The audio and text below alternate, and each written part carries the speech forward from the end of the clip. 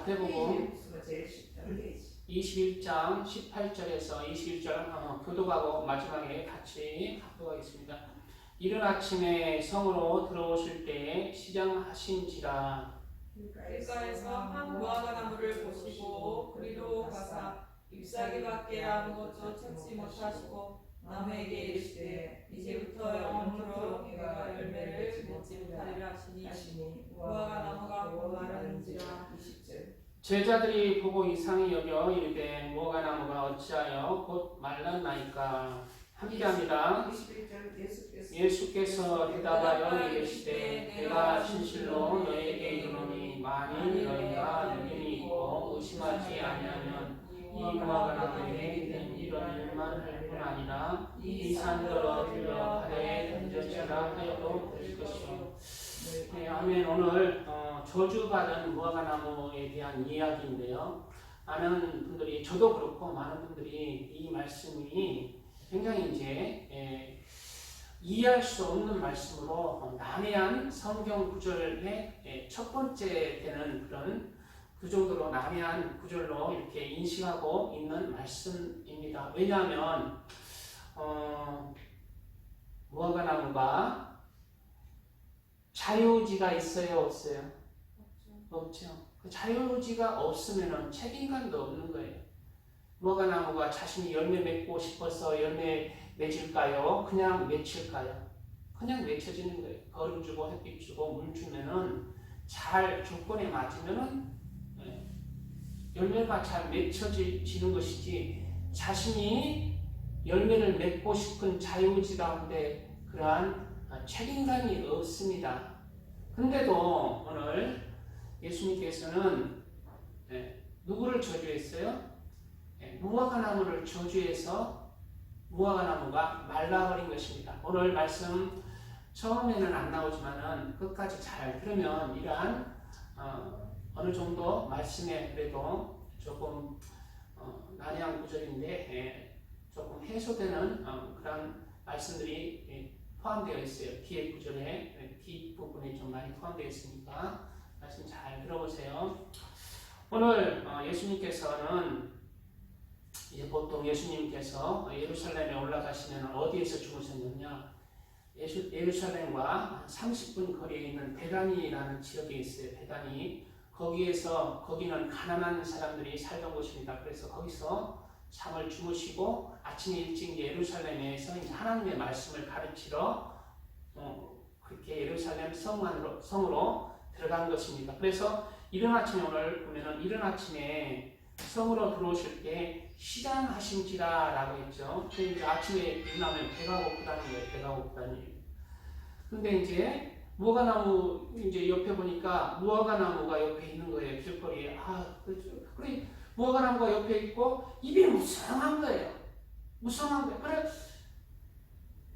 예수님은 무슨 열매가 있나 하고 보니까 열매가 하나도 없고 입만 무성한 거예요. 입만 무성한 거예요.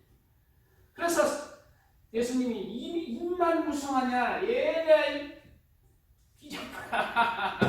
비적부락한 거예요. 죽어버려라. 저주했죠. 뭐라고 했어요? 죄송합니다. 예수님 미안합니다. 함부로 얘기했어요. 죄송합니다. 죄송합니다. 죽기가 잘못되었어요. 길가에서 한 무화과 나무를 보시고 그리로 가사 잎사귀 밖에 아무것도 찾지 못하시고 나무에게 이르시되 이제부터 영원토록 내가 열매를 맺지 못하리라 하시니 무화과 나무가 곧 마른지라 라고 무화과 나무를 이제 저주했죠. 이제부터 영원토록 이제 너에게 열매를 맺지 못하리라. 저주하자마자 무화과 나무가 곧 말라버린 것을 볼 수가 있습니다. 그런데 오늘 이 말씀으로 인해서 예수님께서 진짜 무화과나무 순간적인 충동으로 무화과나무를 저주했다고 볼 수는 없습니다. 예수님께서 무화과나무에 당연히 무화과나무가 자유의지도 없고 책임감도 따르지 않는 것을 알고 계시고 알고 계신 거예요. 이거는 이 무화과 나무를 통해서 누구에게 결국은 말씀하고 있는 것입니까? 바로 하나님을 잘 섬긴다는 바로 하나님의 종들이라는 대제사장과 제사장들과 선지자들과 바리새인들과 사두개인들과 서기관들과 장로들과 이스라엘 백성에게 경고의 메시지를 전해주고 있는 말씀입니다. 무화과 나무를 통해서 이것은 바로 우리 사람에게 메시지를 전해주고 있다는 거예요. 무화과 나무는 바로 이스라엘의 가장 흔한 그런 과목으로 이스라엘 그 나라를 상징하는 그런 나무로 그렇게 성경에 기록되어 있습니다. 그래서 오늘 무화과 나무를 저주하신 것은 바로 그들을 향해서 말씀하고 있는 거예요. 첫째로는 세 번에 걸쳐 세 번째로 세 가지에 걸쳐서 오늘 무화과 나무에 대해서 상고할 것인데 우리가 잘 아는 것 첫째는 우리가 잘 알고 있죠. 무화과 나무는 바로 외식하는 이스라엘의 지도자들과 백성들 하나님의 백성이라 하면서 하나님의 백성답지 않고 하나님의 종이라 하면서 하나님의 종답지 않은 외식하는 열매 없는 입만 무성하고 겉으로만 제사장이고 겉으로만 하나님의 백성이고 겉으로만 선지자이고 겉으로만 하나님을 사랑한다 하고 겉으로만 하나님의 백성인이지만은 그 안에 예수님께서 진짜 원하시는 하나님을 향한 사랑도 그 마음의 선도 의도 여전히 열매를 맺지 못하는 하나님의 백성들과 하나님의 종들을 향한 경고의 메시지로 오늘 무화과 나무를 통해서 경고의 메시지를 전하고 있는 것입니다. 직접적으로는 이 말씀이 바로 똑같이 이 말씀 직접적으로도 예수님께서는 말씀을 하셨죠. 바로 마태복음 23장 15절 이하에는 바로 서기관들과 바리새인들을 향해서 저주의 말을 한 장에 걸쳐서 거의 한 장에 걸쳐서 저주를 쏟아본 거예요. 직접적으로 저주를 한 것이 바로 무화과 나무를 통해서 직접적으로 저주를 나서 말랐듯이 직접적으로 또 간접적으로 저주했듯이 직접적으로는 바로 그들을 향해서도 경고의 메시지와 함께 이 지옥의 자식이라 하면서 너희들이 지옥의 판결을 피할 줄로 아느냐라고 하면서 직접적으로도 경고의 메시지를 날리는 것을 볼 수가 있습니다. 화이슬진저 외식하는 서기관들과 바리새인들이여 너희는 교인 한 사람을 얻기 위하여 바다와 육지를 두루 다니다가 생기면 너희보다 배나 더 지옥 자식이 되게 하는도다. 바로 너희보다 더 배나 지옥 자식이 되게 하는 너는 지옥 간다는 거야. 너는 지옥의 중심부에 가고 너희 자식들은 더 중심부에 간다는 거야.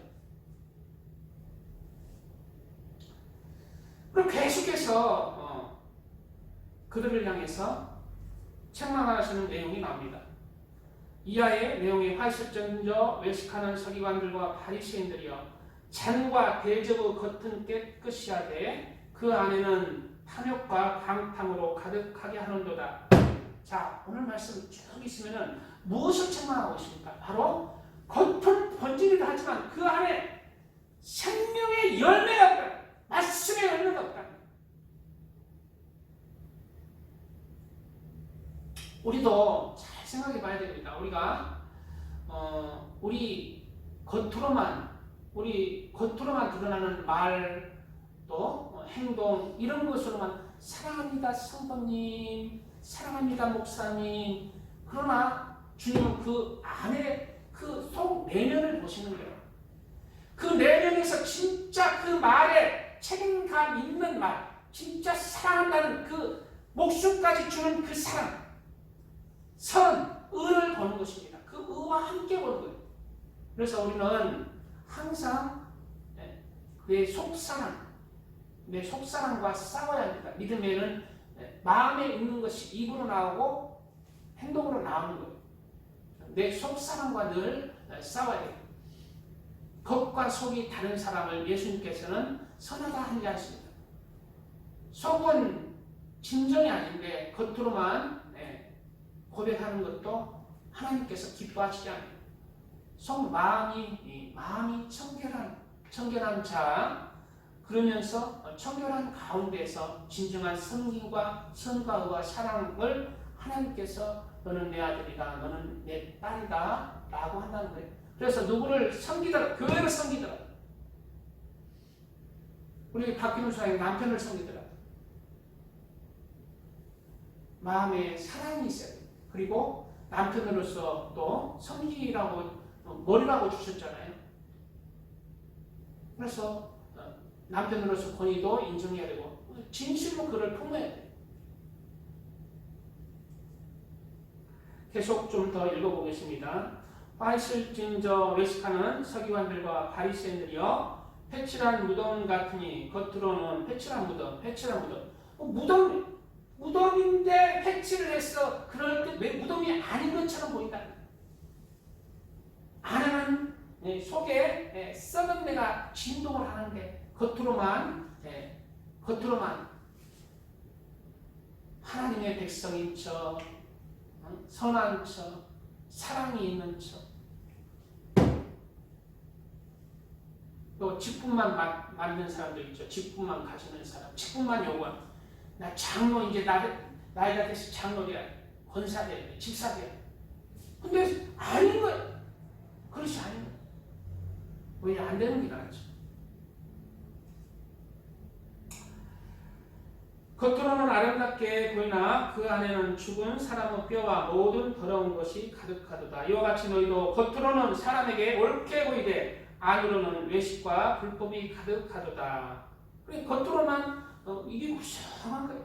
이야, 저 사람 기도 멋지게 한다. 저 사람, 이야, 보니까 그냥 거룩한 하나님의 종이다. 거룩한 하나님의 그리스도인이다.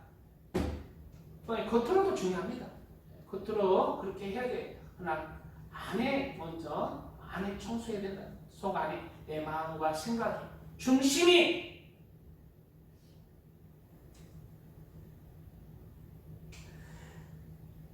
배은들아, 독사의 새끼들아, 너희가 어떻게 지옥의 판결을 피하겠느냐라고 직접적으로 저주하신 것입니다.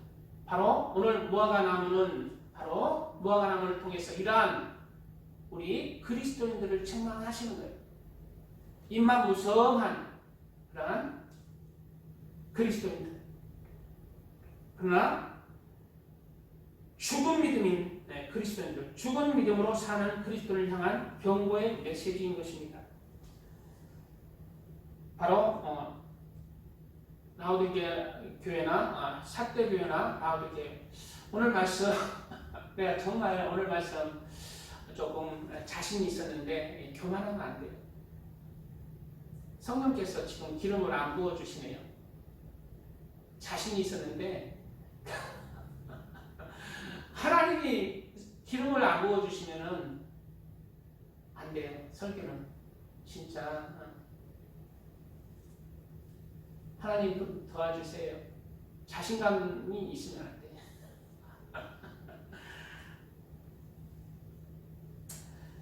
바로 오늘 말씀은 죽은 신앙, 겉으로만 나는 그리스도이냐 라고 하면서 하나님께서는 인정하지 아니하는, 행함이 따르지 아니하는 죽은 믿음. 예수님을 믿었어요. 그러나 믿음으로 구원받습니다 라는 것은 알맹이가 빠져서는 안 돼요. 껍질로만 나는 그리스도인요 라고 해서는 안 돼요. 그 알맹이, 하나님의 말씀을, 예수님의 말씀을 내가 이루어가고 십자가를 지어야 됩니다. 그 십자가를 지는 자, 그 십자가의 그 고난이, 그 십자가의 그 고통, 그 멍에가 변해서 진주가 되는 거예요. 진주문을 여는 것입니다.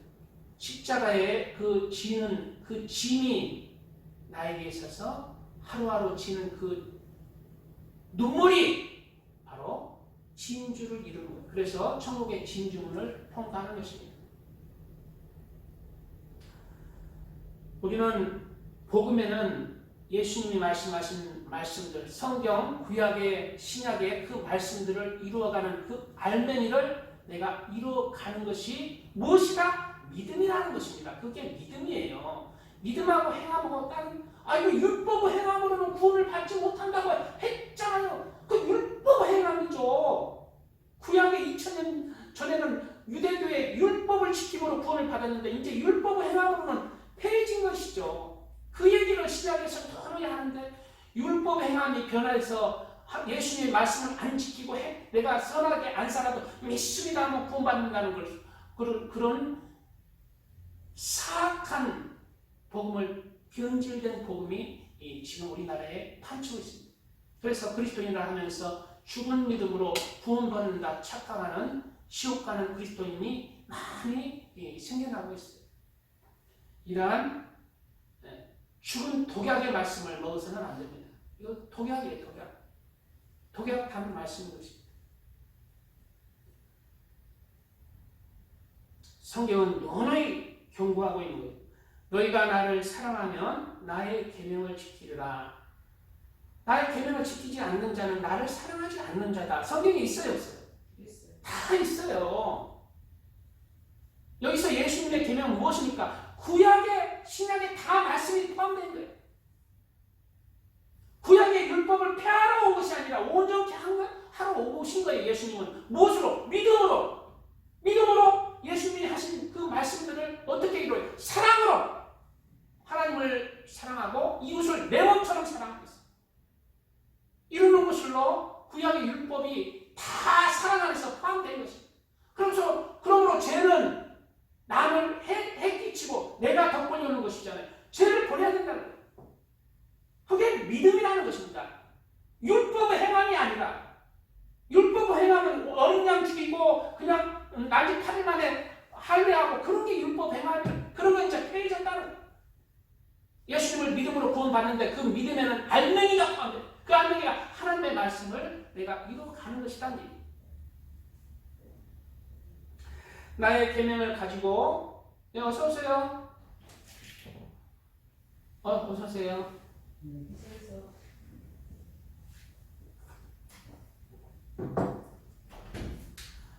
나의 계명을 가지고 지키는 자라야 나를 사랑하는 자니 나를 사랑하는 자는 내 아버지께 사랑을 받을 것이요 나도 그를 사랑하여 그에게 나를 나타내리라. 예수님의 계명을 내가 마음을 다해 뜻을 다해 내가 예수님이 지신 십자가의 멍에를 내가 지고 살아갈 때 예수님도 나에게 더 친밀히 다가오는 것입니다. 이 말씀대로 임하는 거예요. 그래서 우리는 예수님을 믿음으로 말미암아 똑같이 믿음으로 구원받으니까 나는 구원받았다가 아니라 이제 하나님의 말씀을 이루어서 의의 열매, 내 입술의 열매, 행위의 열매, 회개에 합당한 열매, 좋은 열매, 선한 열매, 아름다운 열매, 성령의 열매를, 빛의 열매를 맺어가야 된다는 거예요. 다 성경에 있는데 성경 구절들은 내가 일일이 말할 수가 없지만 다 성경에 있는 열매들이라는 거예요.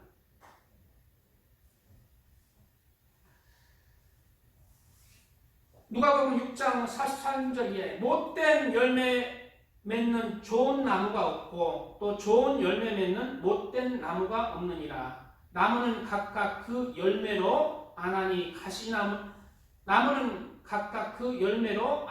가시나무에서 무화과를 또는 찔레에서 포도를 따지 못하느니라 말씀하고 있습니다. 바로 예수님, 이 말씀이 무슨 말씀일까요? 예수님을 믿는 사람은 예수님이 말씀하신 진리의 말씀의 열매를 맺어야 됩니다. 안 맺는 사람은 마귀 자식이라는 것입니다. 세상 자식이라는 것입니다. 그 열매가 혈기가 있고 정욕에 취하고 세상의 돈과 욕심에 탐심에 도둑질하면서 거짓말하면서 음란하면서 게임에 빠지고 세속에 빠지고 자기밖에 모르고 그런 사람은 그는 바로 가시나무, 마귀의 새끼라는 것이에요. 우리는 좋은 열매, 좋은 나무가, 내가 좋은 나무로 인정받기 위해서는 합당한 거기에 따른 열매가 증거한다는 거예요. 그게 무슨 열매? 믿습니다 하고 그냥 세상에서 텔레비 보고 노는 거예요. 하나님의 말씀하신 그 사랑의 말씀의 열매를 맺어야 돼요. 하나님 앞에 선과 의와 사랑을 이루고 마음 다해 뜻을 다해 힘 다해 성품 다해 하나님 사랑하고 이웃을 내 몸처럼 받들며 사랑하면서 예수님이 말씀하신 전도하면서 거룩함에 이르는 열매를 맺어가야 돼요.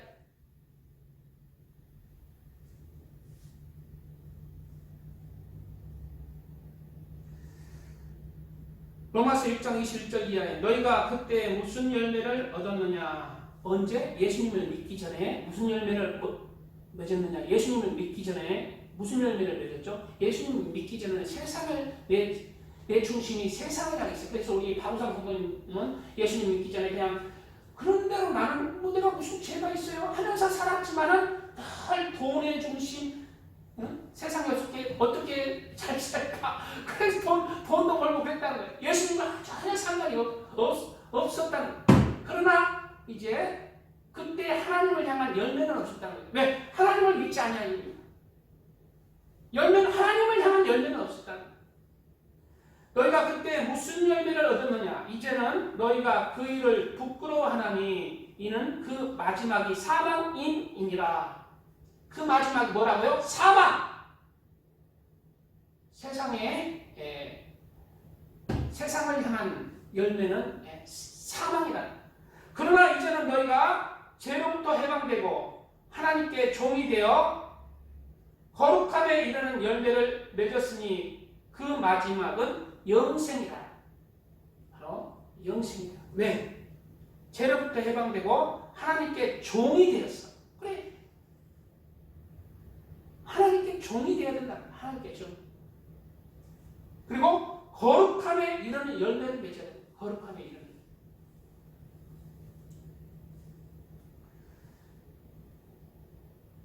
그리고 우리는 히브리서에는 또 하나님을 향한 항상 찬송의 입술이 되어야 된다고 말하고 있습니다. 그러므로 우리는 예수로 말미암아 항상 찬송의 제사를 하나님께 드리자. 찬송의 제사. 무슨 제사? 찬송의 제사. 이는 그 이름을 증언하는 입술의 열매니라. 우리가 이 찬양을 틀어놓죠. 하나님 진짜 천국과 지옥이 믿고 예수님이 나의 구세주면은 내 마음에서 이 찬양을 내 영혼이 연락이 되는 거예요. 그래서 내 영이 연락돼서 마음을 다해서 찬양을 올려드리는 거예요. 찬양의 향으로 하나님께 드려지는 것입니다. 그런 향들이 우리 입술의 열매라는 거예요. 하나님을 믿는다는 증거이고. 그래서 찬양 이렇게 찬양 잘하네 이래 하지 마세요. 열심히 따라 부르세요. 하늘에 다 기록되고 쌓인 것이 다 철저하게 이 찬양의 열매도 하나님께서 그 향을 정확하게 보시는 거죠. 마음을 다해 찬양도 드려야 돼요. 요한계시록에 보면은 우리가 구원을 받는다면 생명나무의 열매를 먹는다고 합니다. 무슨 열매를 먹는다고 천국에 들어가면은 박근혜 수사님 무슨 열매를 먹는다고요? 천국에 들어가면 우리가 생명나무의 열매를 먹는다. 생명나무는 누가 먹느냐? 내 안에 생명의 씨로 생명의 열매를 맺는 이 땅의 삶을 살아갈 때 천국에 가서 생명의 열매를 먹을 수가 있는 거예요. 아무나 먹는 게 아니라 뭐라고 했어요? 계시록 2장 7절 귀 있는 자는 성령이 교회들에게 하시는 말씀을 들을지어다. 성령이 교회들에게 하시는 예수 그리스도를 믿습니다 하면 구원받는다는 게 아니라 말씀을 들을지어다. 성령의 교회들에게 하시는 말씀을 들을지어다. 듣기만 하고 끝나는 게 아니라 그것을 왜 듣게 해요? 그것을 이루어나가라는 거예요. 죄를 버리고 나를 죽이고 예수님의 말씀으로 나를 이루어 변화되어라. 속사람이 겉사람이 마음과 생각과 말과 행동이 변화되어라. 이렇게 변화되면서 살아가는 그것이 믿음이라는 것, 믿음의 길이라는 것입니다. 그 길이 좁고 협착하는 거예요. 원수까지도 사랑하는 길입니다. 원수까지도 용서하는 길입니다. 성질나지만 화평을 쫓아야 되는 것이고, 미움이 싹 막 이런 게 올라가지만 그것을 다 내려놓고 사랑으로 품어야 되고 헤아려야 되는 길이에요. 정말 어려운 거예요. 차원에 이런 얘기가 있잖아요. 성을 빼앗는 자보다 내 뭐라고 했어요? 노여움을 다스리는 게 더 어렵다. 내 마음을 다스리는 것이 더 어렵다고 자문에 그러잖아요. 성을 빼앗는 것보다 더 어렵다는 거예요. 그러나 그래서 그게 협착한 길이고 험난한 길이고 좁은 길, 생명의 길이라는 거예요. 그렇지만 우리가 이러한 낙원에 있는 생명나무의 열매를 먹기 위해서, 하나님의 자녀로서 인정받기 위해서, 영생을 얻기 위해서 이러한 말씀의 길로 우리가 나가야 할 것입니다. 열매 없는 무화과 나무의 저주를 통해서 우리는 열매 맺지 아니하는 사람이 아니라 성령 안에서 하나님의 말씀으로 내가 이루어가는 사람 되시기 바랍니다. 내가 여기 이제 초창기에 목사님들도 오셨고, 나 목사가 성도 대부분 다요. 수십 년 목회했지만은 예수님한테 이렇게 예배드리는 냄새는 나요. 내가 솔직히 느끼는 게 참 예배 열심히 드렸구나. 그러나 말씀의 열매가 없어요. 선한 사랑의 열매, 긍휼의 열매, 용서의 열매, 마음이 넓은 선한 열매가 없어요.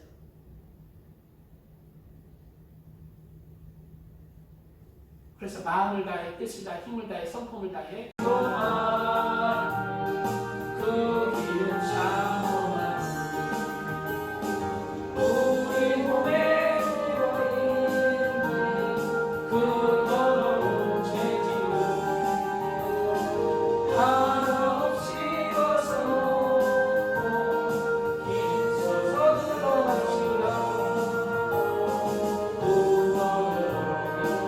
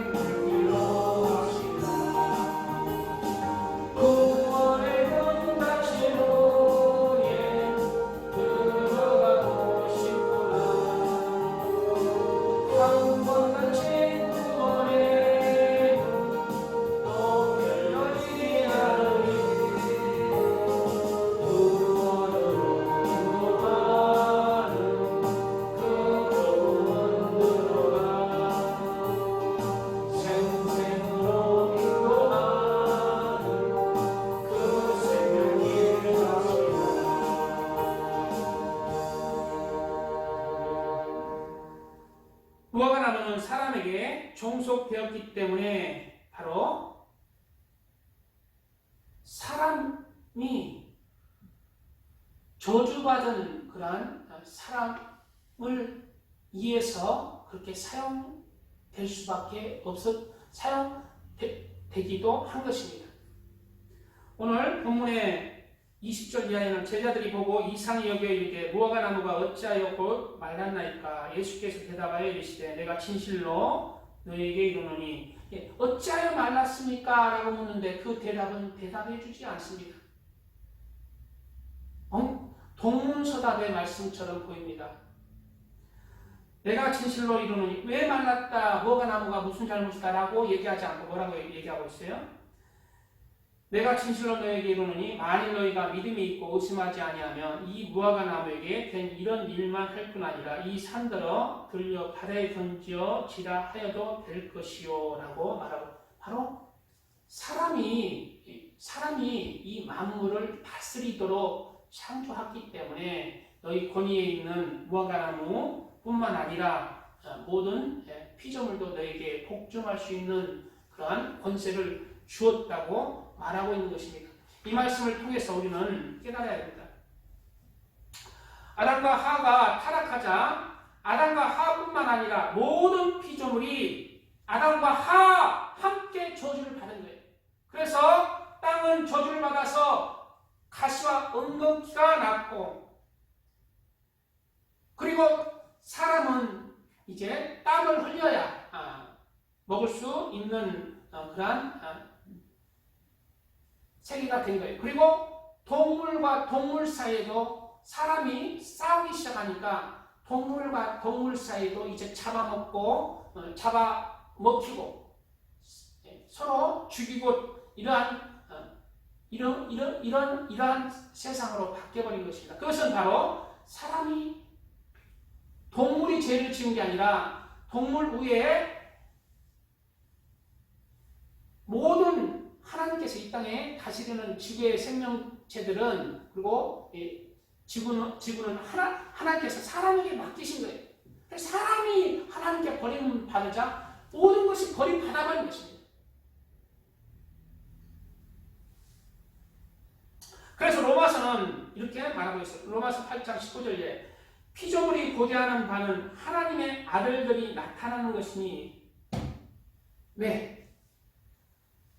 피조물이 고대하는 바는 하나님의 아들들이 왜 나타나는 것이니, 하나님의 아들들이 많이 생겨서 하나님의 아들 사람들이, 세상의 사람들이 하나님의 아들들로 회복되어 갈 때 모든 피조물들도 회복되어 가기 때문에, 그래서 하나님을 잘 믿는 나라들이 변화가 되는 것입니다. 우리나라도 변화가 되었고, 복음이 기독교가 들어간 곳에는 항상 그 환경도 따라서 변화가 된 거예요.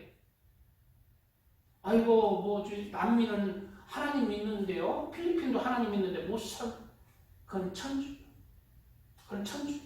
천주교는 변질된 부분이에요. 변질된 부분. 천주교를 믿는 나라는 잘 못 살아요. 유럽도 천주교를 믿는 국가들은 대체적으로 기독교보다 못 삽니다. 왜? 복음이 변질됐거든요. 잘못됐거든요. 그래서 천주교를 믿는 나라들, 필리핀, 남미 이런 나라들은 가난해요. 왜? 온전한 하나님의 아들들이 안 되기 때문에. 변질되었기 때문에. 진리가 잘못되었기 때문에. 그러나 참 진리 가운데 예수님이 참 구세주로 말씀 가운데 그렇게 변화되는 사람들이 있는 곳에는 환경도 바꿔지는 것입니다. 피조물이 허무한데 굴복하는 것은 자기의 뜻이 아니요. 자기의 뜻이 아니라고 그러죠? 바로 오직 굴복하게 하시는 이로 말미암아. 누가 굴복하게 했다고 그랬죠? 하나님이. 박근선이 누가 굴복하게 했다고요? 네, 하나님이 굴복하게 했다는 거예요. 피조물이 사람에게 굴복한다는 거예요. 네. 그 바라는 것은 피조물도 썩어지면 종노릇한 데서 해방되어 하나님의 자녀의 영광의 자유에 이르는 것입니다. 바로 하나님의 영광이 바로 피조물이 인간에게 종속되었기 때문에 하나님의 영광의 자리에 하나님의 자녀들이 영광은 자유에 이를 때에 피조물도 이런 저주로부터 된다고 그렇게 말하고 있는 것입니다. 피조물이 다 이제까지 함께 탄식하여 함께 고통을 겪고 있는 것을 우리가 아느니라. 왜? 피조물이 왜 이렇게 함께 고통을 당할까요? 박근수 피조물이 왜 함께 고통을 당한다고 말하고 있을까요? 네. 바로 사람이 저주를 받았기 때문에 종속되었기 때문에 피조물도 함께 고통을 당한다고 말하고 있다는 거예요. 가시와 응어기가 나고 모기와 파리가 생겨나고 구더기가 생겨나고 쓸데없는 것들이 생겨나는 것입니다.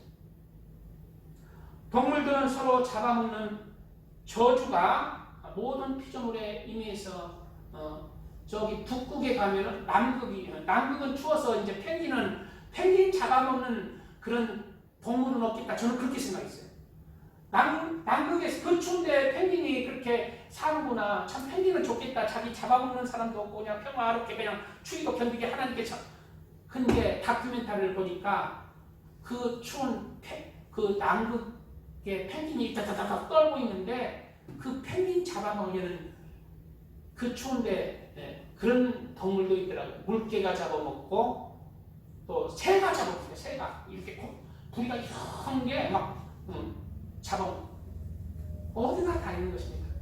왜? 사람이 저주를 받으니까 북극이나 남극이나 다 저주를 받아서 숨을 곳이 없고 다 저주를 받아버립니다. 그러나 하나님이 축복해 주시는 땅은 또 그만큼 축복으로 회복시켜준다. 남한과 북한을 보면 알잖아요. 남한과 북한을 남한은 늘 풍년돼서 고민, 북한은 늘 흉년돼서 고민이에요. 남한은 배 터져서 죽는다 하고 북한은 배고파서 죽는다 하고. 응? 박희병 주사님, 그 잠이 맛있어요?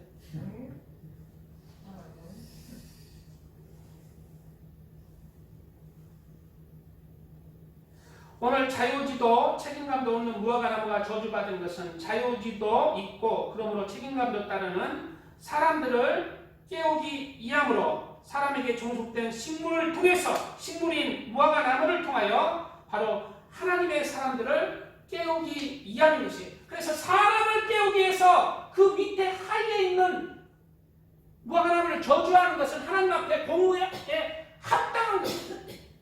사람에게 종속됐기 때문에 간접적으로 그를 책망하신 거예요.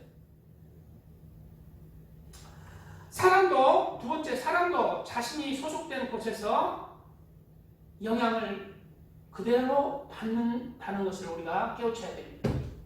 우리 아까 얘기했죠. 그러므로 우리 그리스도인들은 자신이 속해 있는 단체나 국가를 위해서 기도하며 봉사하며 사랑하며 섬겨야 되는 책임이 있다는 거예요. 국가를 위해서도 우리가 국가를 사랑하며 국가를 위해서 기도해 줘야 돼요. 왜? 우리는 대한민국이라는 국가에 소속되어 있다는 거예요. 국가 안에서 살아가기 때문에 이 나라가 전체적으로 하나님 앞에 심판을 받는 형벌을 당한다면 우리도 그에 따라서 종속되어서 국가적 심판을 당할 수밖에 없어요. 그러나 그 심판의 큰 틀 안에서 심판을 당하지만 그 와중에 개별적인 은혜가 임한 거예요. 하나님을 믿는 거에 따라서 개별적인 은혜. 그게 어디 나와요? 다니엘과 세 친구가 믿음이 좋았지만은 605년 느부갓네살의 첫 번째 침공 때 포로로 바벨론에 잡혀갔습니다. 포로로 잡혀간 거예요. 벌먹고 잡혀간 거예요. 그러나 다니엘과 세 친구는 하나님을 경외하며 잘 섬기는 자였지만은 국가적 그런 심판이 임함으로 인해서 잡혀간 거예요. 그러나 그들에게 또 개별적인 은혜가 있는 하나님을 경외하며 하나님을 사랑하니까 그곳에서 하나님의 개별적인 포로된 가운데에서 개별적인 은혜가 임한 것입니다. 에스겔도 같아요. 에스겔도 두 번째 597년에 2차 때 바벨론에 잡혀갔어요. 그러나 개별적으로 또 에스겔은 그 잡혀간 와중에 하나님의 제사장 선지자로 쓰임을 받았던 것입니다. 이러한 경우는 바로 성경 곳곳을 통해서 얘기하고 노아와 가족들을 통해서도 노아가 그 가정의 가장이잖아요. 근데 그 셈과 함과 야베스 그리고 그 아내 그 자부들까지 구원을 받았잖아요. 왜 그랬을까요? 노아 한 사람이 의인이기 때문에. 그들이 의인으로 하나님 잘 섬긴다는 구절은 한 구절도 없어요. 박 변호사님, 노아의 가족들이 의인으로 잘 섬겼더라라는 구절이 있어요, 없어요? 없어요.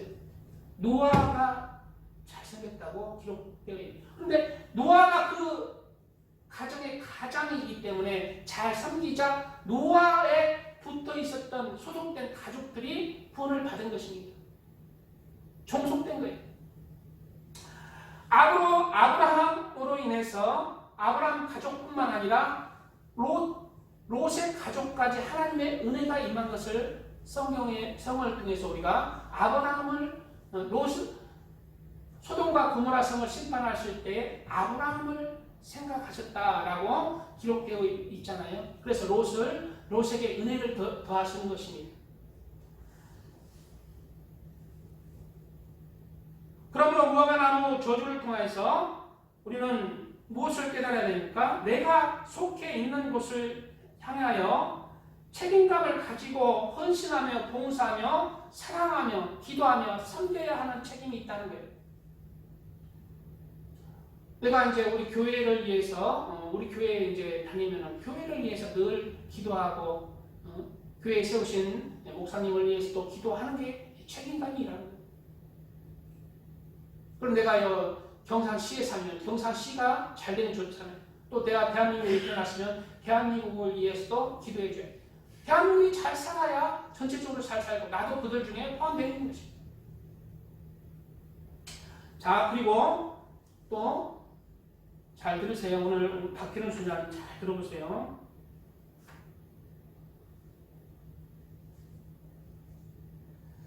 그렇게 함으로써 그리스도인들이 곳곳에서 가정에서 어디에서? 가정에서 회사에서 사회단체에서 어떤 단체에 소속된 곳에서 하나님의 백성으로서 빛과 소금의 역할을 감당한다는 거예요.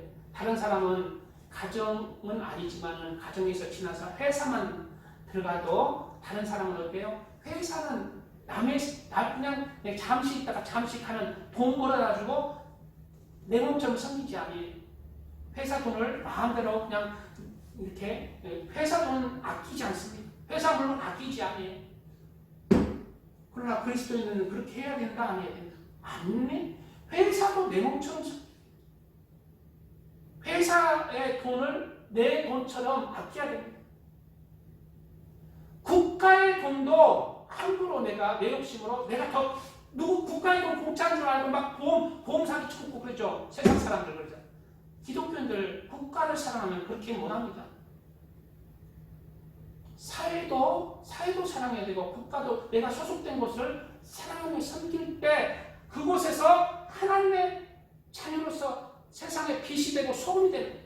그래서 그 진정으로 내가 소속된 곳에 진정으로 그 소속된 단체가 잘 되도록 내가 섬겨야 된다는 거예요. 내 욕심만 찾고 가는 그런 곳이 아니라 회사가 넘어지려고 막 부도나려고 하고 막 임금을 한 50% 삭감하고 한 3개월만 버티다 가면 그렇게 될 수 있으면 해야 됩니다. 그게 소속된 사람으로서 그 회사를 사랑한다는 사람의 당연한 의무인 거예요. 회사를 사랑해야 됩니다. 그럴 때 세상에 그리스도가 전해지는 거예요. 무엇으로? 빛으로, 성으로. 그래서 국가도 진정 사랑해야 됩니다. 권위에 복종하라 했잖아요. 나라의 권위에도 복종할 줄 알아야 돼요. 아유 저놈은 새끼는 공산당인데 문재인이 공산당인데요. 그래도 그걸 알면서도 그 권위에는 어느 정도 국가에 그래도 세워졌잖아요. 권위는 복종하면서 그렇게 나갈 때는 나가야 되는 거예요.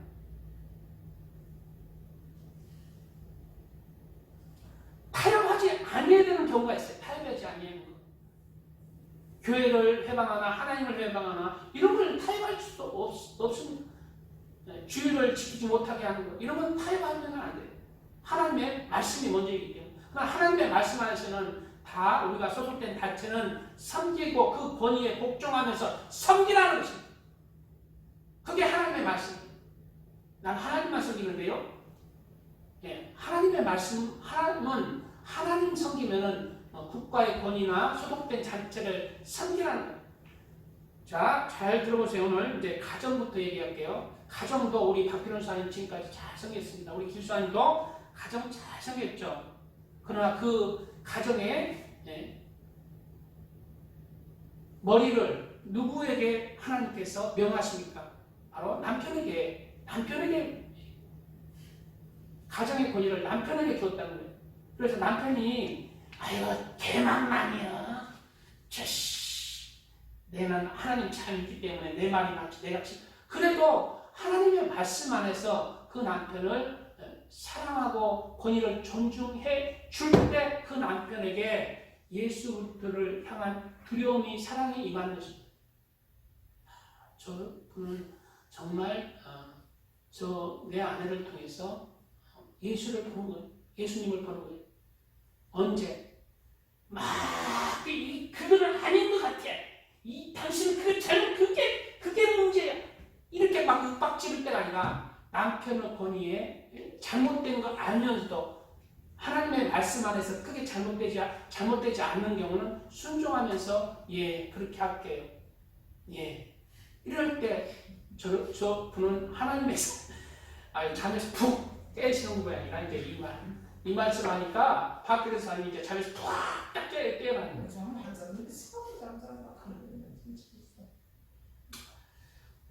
하나님께서 주신 권위에 복종해야 됩니다. 남편이 개망만이라도 하나님의 말씀에서 벗어나지 않으면 섬겨야 돼요. 그런 말씀에 순종할 때 그 말씀에 순종하는 게 남편한테 먼저 순종하는 게 아니라 하나님의 말씀에 순종하는 것이에요. 남편한테 저 개망만이 남편은 하나님하고는 전혀 다르기 때문에 윽박지르. 그건 하나님의 말씀에 먼저 남편한테 불순종하는 게 아니라 하나님에게 불순종하는 것입니다. 하나님의 말씀을 우리가 이루어가야 되는 거예요. 그렇게 말씀을 했기 때문에 하나님의 말씀에 내가 참고 인내하면서 그 권위를 진정으로 내 마음 중심으로 나를 죽이고 머리를 남편에게 둘 때 그 가정이 주님 안에서 세워져 가는 것입니다. 우리의 믿음도 나하고 다른 하나님의 말씀들이 너무 많잖아요. 그러나 우리의 모든 나의 머리를 누구라고 그랬어요? 예수 그리스도라고 그랬어요. 예수 그리스도의 말씀으로 내가 원수까지 사랑하라라는 예수님의 말씀을 내가 이렇게 그 불순종할 때 하면 안 되잖아요. 그 순종할 때 예수님을 내가 믿는 것이고 예수님의 말씀을 순종하는 것이잖아요. 똑같은 것입니다. 똑같이 성경에는 얘기했죠. 우리 여자의 머리를 남편으로 세웠다고 하죠. 에베소서 6장 1절 이하에는 자녀들아 주 안에서 너희 부모에게 순종하라. 이것이 옳으나. 자녀들은 부모에게 개떡 같은 부모라도 하나님의 말씀에 어긋나지 않는 이상 그 말씀에 순종해야 되는 거예요. 내 아버지와 어머니를 공경하라. 이것이 약속이 있는 첫 계명이니 이로써 내가 잘되고 땅에서 장수하리라. 이 말씀이 임하는 것입니다. 개떡 같은 부모가 예수님을 전혀 두려움 없이 예수님을 안 믿어도 그 부모의 하나님의 말씀, 주일에 교회 가지 마라. 그런 말씀을 들을 필요 없지만 다른 말씀들은 좀 불합리한 말씀이라도 부모를 공경하며 순종할 때 그 아들을 통해서 예수님 순종하는 아들을 통해서 예수님이 드러나는 거예요. 그 아들을 통해서 예수님이 부모에게 들어가는 것입니다. 네가 믿는 예수님은 어떤 사람입니까? 또 아비들아 너희 자녀를 노엽게 하지 말고 오직 주의 교훈과 훈계로 양육하라. 종들아 두려워하지 말고 떨며 성실한 마음으로 육체의 상전에게 순종하기를 그리스도께 하듯 하라. 눈가림만 하여 사람을 기쁘게 하는 자처럼 하지 말고 눈가림만 하지 말고 직장에서도 직장에서 우리 나는 종이 아닌데요. 직장 생활하면 종입니다. 직장 생활을 한다고 종이라고 봤을 때 내가 어느 소속단체에서 월급 받아먹고 산다고 봤을 때 눈가림만 하지 말고 겉으로만 하지 말고 진정으로 그 회사를 위해서 그 회사를 품고 사랑하고 그 회사에 손에 끼치지 말고 내 욕심 챙기지 말고 내 집처럼 그렇게 섬기는 그런 섬김 속에서 예수님이 영광을 받으시는 것입니다. 다른 사람은 회사 돈이라고 야 이거 회사 돈인데 이거 좀 오늘 그냥 돈 팍팍 써. 내가 돈 낼게 이거 회사 돈이야 팍팍 써. 그렇지만 그거에 따르면서도 나는 내 마음 중심에 회사를 위해서 돈도 좀 아끼는 그런 불화를 안 깨면서 아끼는 중심으로 그렇게 나는 나가야 된다는 것입니다. 우리는 이렇게 눈가림만 하여 사람을 기쁘게 하는 자처럼 하지 말고 그리스도의 종들처럼 마음으로 하나님의 뜻을 행하고 기쁜 마음으로 섬기기를 죽게 하라고 사람에게 하듯 하지 말라. 기쁜 마음으로 섬기기를 죽게 하라고 사람들에게 하듯 하지 말라는 거예요. 주님을 섬기듯이 그렇게 내가 소속된 공동체, 가정이나 교회나 직장생활이나 국가나 섬기라는 것입니다. 니나 잘해라 하지 말고 이게 믿음이고 그리스도의 말씀이고 좁은 길이고 생명이고 협착한 길이라는 생명이라는 이는 각 사람이 무슨 선을 행하든지 종이나 자유인이나 주께로부터 그대로 받을 줄을 아닙니다. 상전들아 너희도 그들에게 이와 같이 하고 이업을 그치라. 이는 그들과 너희의 상전이 하늘에 계시고 그에게는 사람을 외모로 취하는 일이 없는 줄 너희가 알미라. 하나님을 두려워할 줄 알고 내가 회사를 경영하고 사장일지라도 내 밑에 직원들을 함부로 하지 말고 그렇게 하나님을 경외함으로 그렇게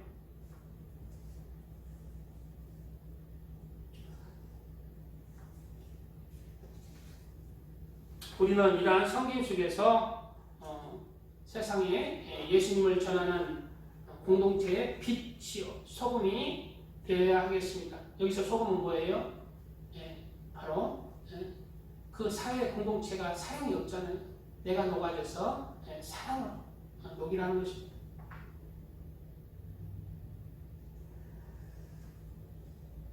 그렇다면 오늘 마지막 말씀입니다. 오늘 마지막 말씀은 저주받아 죽어버린 무화과 나무는 다른 무화과 나무보다 못한 저주받은 죽음이 오늘 되었는가라는 것을 우리가 생각해 보겠습니다. 무화과 나무는 자신이 자유지도 없고 책임감도 없어 잘못이 없습니다. 그러나 저주받아 오늘 말라버리고 죽어버렸습니다. 그런데 다른 나무보다 이 저주받은 무화과 나무가 더 저주받은 진짜 생명으로 끝났는가라고 우리가 나눠보겠어요. 불행인가? 저주받은 무화과 나무는 참 불행한 삶을 살았는가? 이걸 통해서 우리 사람들의 고통 속에서 죽은 사람이 과연 불행한 다른 사람 행복하게 죽은 사람보다 불행한 삶을 살았는지 그걸 나눠보고 싶어서 이 말씀을 준비한 겁니다. 무화과 나무는 자신이 자유지도 없고 책임감도 없어 잘못이 없지만 그 교훈을 통해서 하나님께 영광을 돌렸습니다. 그 교훈을 통해서 누구에게 영광을 돌렸다고? 하나님께. 자기가 저주받음으로 누구에게 영광을 돌렸어? 하나님께 영광을 돌렸어요. 그리고 사람에게 가장 귀한 영적인 무화과의 열매를 남긴 것입니다. 그래서 이 저주받은 무화과나무는 무화과나무 중에 이 세상에 많은 무화과나무가 있고 태어났고 죽기도 하고 그랬어요. 그러나 제가 감히 말하는 것은 이 예수님께 저주받아 뿌리까지 말라서 죽어버린 저주받은 무화과나무는 세상의 어떠한 무화과나무보다 가장 가치 있는 고귀한 한 무화과나무로서 생명을 다한 것입니다. 가장 고상한 삶을 살다가 죽었다고 볼 수가 있는 것이에요. 왜? 하나님께 영광을 돌렸고 자신의 위에 있던 사람에게 가장 가치 있는 진리를 전파했기 때문입니다. 예수님 당시뿐만 아니라 이 무화과나무를 통해서 성경에 기록됨으로 인해서 무화과나무 저주 이야기는 수천 년 후 시간 동안 많은 사람에게 열매 없는 삶, 하나님 앞에 열매 없는 삶을 통해서 경고의 메시지를 전달하는 가장 값진 매개체의 역할을 한 무화과나무인 것을 볼 수가 있다는 것입니다. 하나님을 잘 믿어왔지만 고통받는 기독교인이 있습니다. 그리스도를 믿는 것 때문에 집안에서도 사회에서도 핍박받다가 심지어 순교까지 죽음까지 이르는 경우들이 있습니다. 이러한 사람들도 같다는 무화과나무가 결국 저주받아 하나님 앞에서 죽었지만 가장 가치 있는 생명을 남긴 것처럼 하나님 안에서 예수님을 믿음으로 말미암아 많은 사람이 고통을 당하거나 핍박을 당하나 힘들거나 죽거나 해도 가장 가치 있고 고귀한 생명인 것을 우리가 깨달을 수가 있는 것입니다. 그리고 어떠한 무화과나무를 통해서 우리는 어떠한 환경과 조건에 있든지 이 땅에 숨을 쉬는 것은 하나님 보시기에 각자에게 우리는 사명이 있고 할 일이 있다는 것을 우리가 깨달아야 합니다.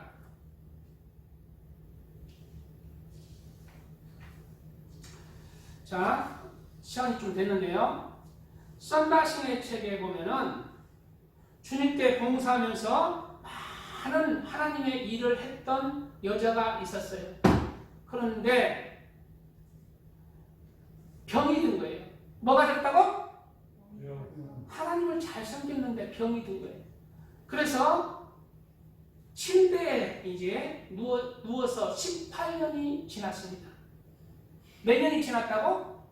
18년이 지났어요. 하나님을 잘 섬겼는데 그냥 병으로 꼬꾸라져가지고 18년이 지났어요. 그래서 이 여자는 한탄했어요. 나 좀 죽여주십시오. 바로 우리 어머니도 그랬어요. 우리 어머니도 박수를 해가지고 하나님 왜 이러다 내가 이거 할 일도 없고 자신을 위해서 할 일도 없고 왜 안 데려가시는 거? 하나님 나 좀 데려가십시오. 이 여자도 이제 하나님 내가 이제 하나님을 위해서 할 게 없습니다. 나 좀 데려가십시오. 나 좀 데려가십시오. 나는 하나님을 위해서 해드릴 수 있는 게 없어요. 봉사도 할 수 없고 교회 일도 할 수 없고 아무것도 할 수 없으니 나 좀 데려가십시오. 나를 왜 살려주니? 나는 이제 밥풀떼기 밖에 안 돼. 남이 나를 이렇게 밥을 해주고 뭘 섬겨야 나는 밥 충내는 그런 사람밖에 안 돼. 식충이. 그렇게 하나님께 기도했어요. 그런데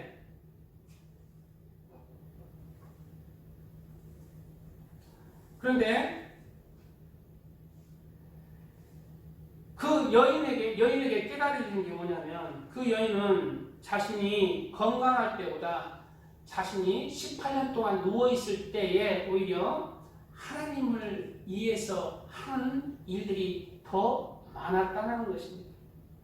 그 누워있는 동안 다른 사람을 위해서 기도하고 또 그 누워있는 그 하나님을 잘 섬겼던 그 여인이 그렇게 누워있는 과정에서도 하나님 안에서 평안하고 다 하나님께서 공급하시는 그 삶 가운데 그 여인의 삶, 하나님께 기도하면서 하나님께 감사할 그런 삶을 계속 꾸준히 삶을 통해서 정말 예수님이 살아계시구나라는 주변의 사람들에게 깨우침이 임한 것, 그런 모든 면에서 또 기도와 삶을 통해서 살아있을 때보다 하나님을 더 많이 하나님의 일을 더 많이 해줬다는 거예요. 우리 어머니도 정말 육으로는 정말 이렇게 정말 아무 할 일 없지만은 그렇게 이제 80이 넘게 사셨잖아요. 우리 어머니도 할 기도하고 그렇게 하셨는데 다 생명이 있는 동안에는 하나님의 큰 뜻 안에서 그 생명을 안 데려가시는 거예요. 그러면 나 좀 데려가십시오 할 필요 없어요. 하나님이 때가 되면 다 데려갑니다. 그리고 우리가 할 일은 뭐다? 있는 동안 하나님 안에서 하나님의 일을 찾아야 돼. 왜 내가 살고 있습니까? 내가 사는 것은 세상에서 그냥 밥 먹기 위해서 살아가는 거 아니에요. 하나님이 데려가죠. 때가 되면 데려가. 안 데려가는 이유는 뭐예요? 이 땅에서 아직까지 기회를 주고 있는 것이고 그 사명을 이루어서 더 좋은 천국으로 데려가시기 위함이라는 거예요.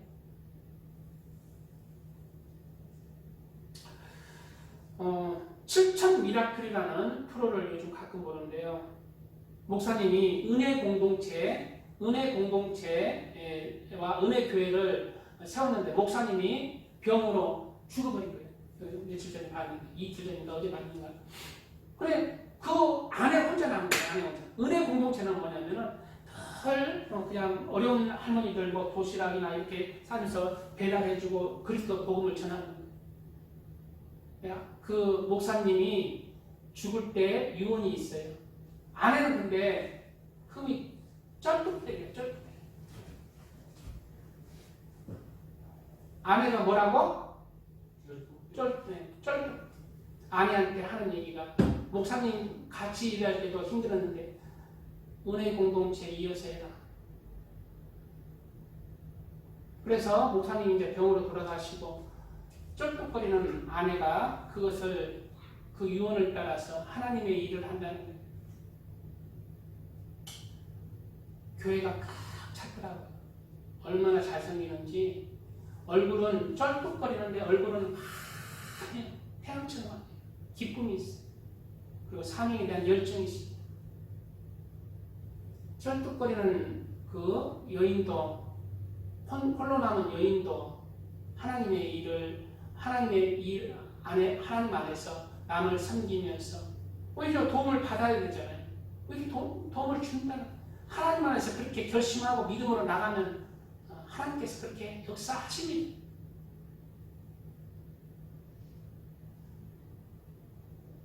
그리고 애가 안 생기고 자녀가 없어요. 어떤 이제 다른 프로 봤는데 7천이라고 다른 프로 봤는데 우리처럼 자녀가 없어요. 자녀가 없는데 교회를 세웠는데요. 교회와 사택이 그냥 불에 타버린 거예요. 그래 그 나온 이유가 좀 도와달라, 돈 좀 도와달라 그래 나온 거예요.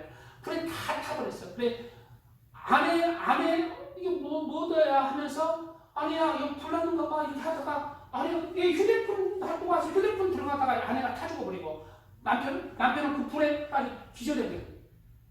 그래 남편은 얼굴이 이제 몇 도 3도 화상인가 쫙 입어가지고 늘 연고 발라야 돼.